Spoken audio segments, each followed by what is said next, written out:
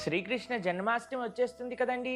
జన్మాష్టమి రోజు ఏం చేయాలి ప్రభుజీ, ఎలా చేసుకోవాలి అని అడుగుతున్నారు. ఎంతో చక్కగా ప్రేమతో భక్తితో భగవాను ఆరాధన చెయ్యాలి. అర్ధరాత్రి భగవానుడు ఆవిర్భవించారు కదండి. చక్కటి ఉపవాస దీక్షతో నైవేద్యాలు ఎన్ని చేయాలో తెలుసా అండి? ప్రయత్నం చేయొచ్చు. 56 రకాలు చెప్పన్ భోగ్ అంటారండి కృష్ణుడికి. ఎందుకో తెలిసిన, యశోదమ్మ ప్రతిరోజు కనీసంలో కనీసం 8 రకాల నైవేద్యాలు చేసి భగవానుడికి పెడుతూ ఉండేదటండి. కానీ భగవానుడు ఎప్పుడైతే గోవర్ధనగిరి ఎత్తాడు కదండి, 7 రోజులు 7 రాత్రులు స్వామి ఎత్తేసరికి యశోదమ్మ అనుకున్నదట, అది తండ్రి నీకు ఇన్ని రకాల నైవేద్యములు ఇన్ని పూటలు చేయలేకపోయాను, ఇప్పుడు చేస్తాను అని 7 రోజుల తర్వాత 7 × 8 ఎంతండి? 56 నైవేద్యములన్నీ చేసి భగవానుడికి పెట్టిందటండి. కాబట్టి వీలుంటే ప్రేమతో భక్తితో ఆనందంతో జన్మోత్సవాన్ని చేసుకుందాం.